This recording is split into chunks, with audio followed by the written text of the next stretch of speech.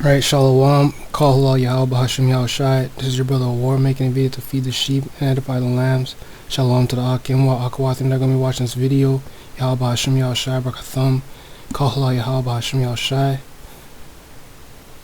Call Halal Yahweh Bahashim Yahushai. Yahweh Bahashim Yahushai, Brakathum. I kind of got caught up in thought there because I got something on the stove. I got something in the oven. I totally forgot about it. I was thinking about it while I'm saluting in. But I'm going to just do this one quickly. Read about 3-4 scriptures. And it says, Iran unveils missile city filled with ballistic and cruise missiles. And this should show you that how the Most High is really preparing and getting ready these nations to destroy this place. It says Babylon will be utterly burnt with fire. Right, and then they have a video, right? So when I was learned to break down through my elders, right, and my elders were learned to break down through their elders, y'all should be able to see it now, right? So okay, y'all should be able to see it now. All these nations are getting ready to fire concentrated missile fire, ICBM missiles upon this place, and Iran is one of the carpenters, right? The Most High. Let me get it right. I'll actually read it off my sword instead, and I'll let this play. Right, all these missiles are going to be used. All these nations that are building these missiles, Most High has them preparing it to use them against Babylon. Alright. Zechariah 1 talks about the carpenters, right? And then you read Revelation, it talks about the horns that are going to turn on the great whore, or the whore, and burn her with fire. Every nation is going to fire, all the nations are going to fire concentrated fire upon this place. Right,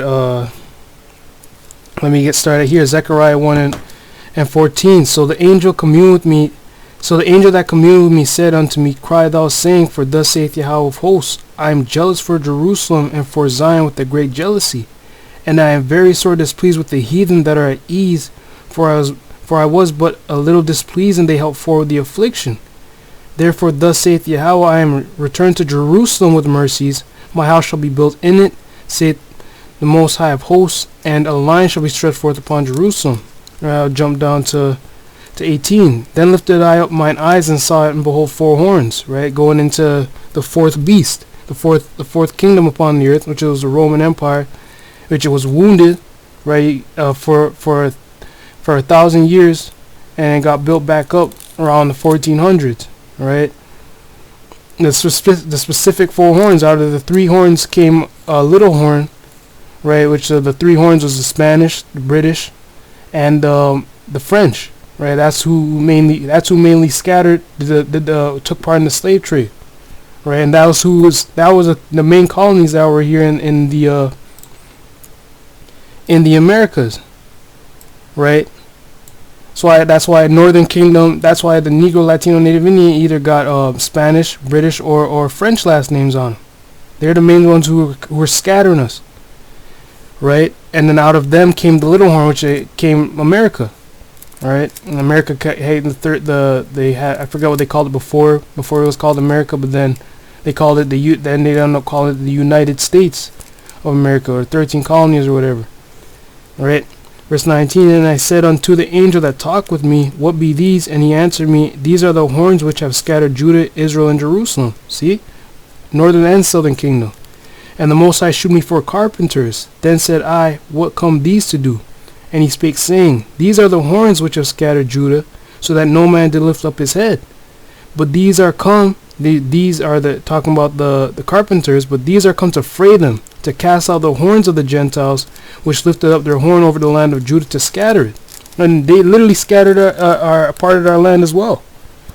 Right, you got them Israelis and Jewish up in there, and they parted it between the Hamites and the Ishmaelites, some Arabs.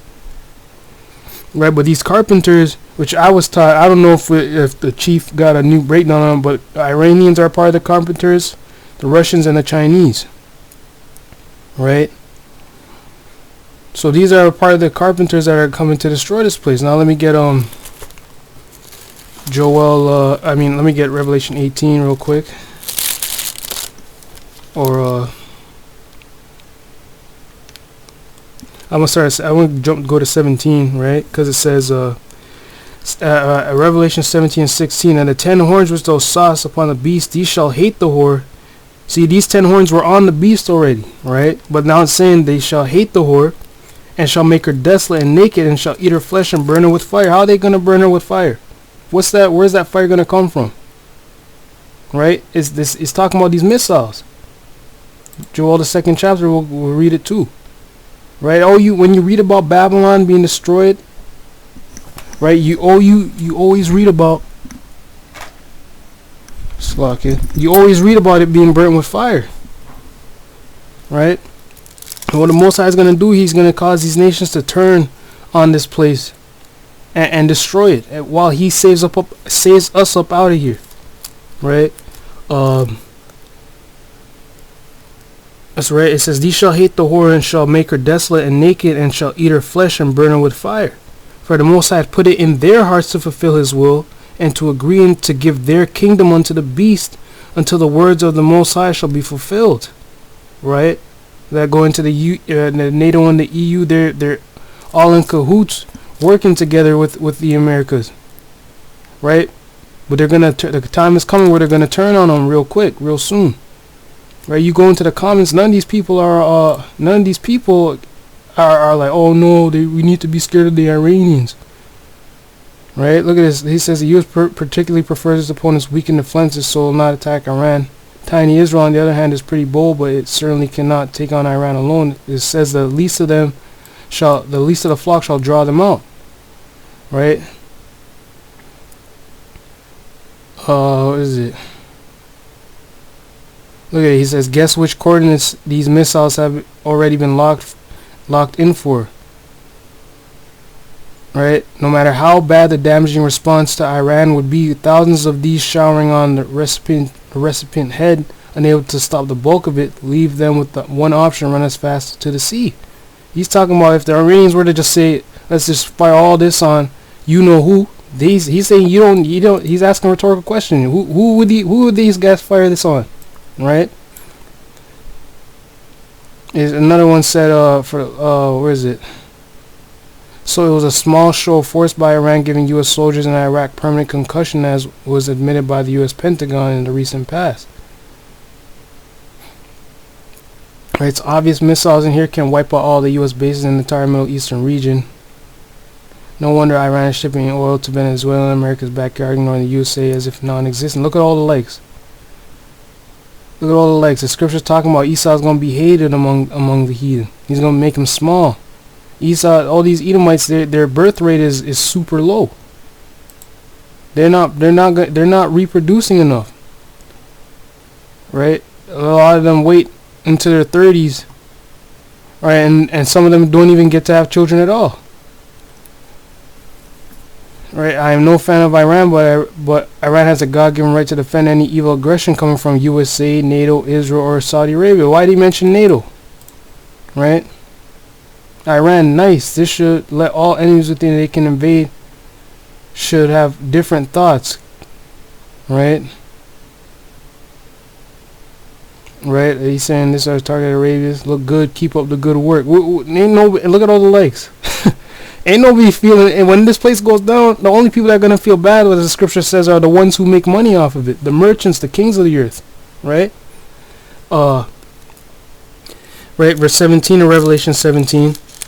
For the verse 18, and the woman which thou sawest is that great sea which reigned over the kings of the earth, which obviously you should know that's America calling the shots around this place, around this whole earth, right? Revelation 18 and 8.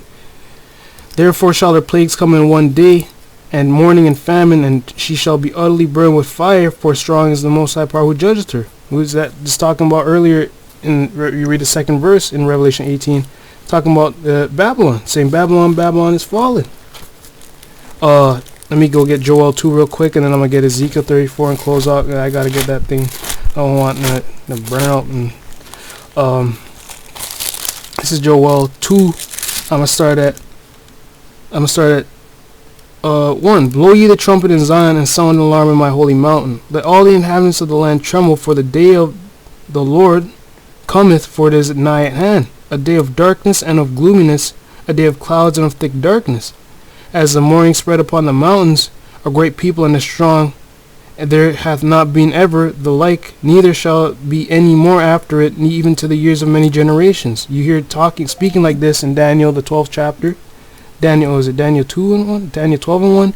And Jeremiah 30, 37, 38. 30 in chapter 30, verse 7 or 8, talking about Jacob's trouble. Right, there's not going to be a time before it, or there was never a time before it nor after it, right?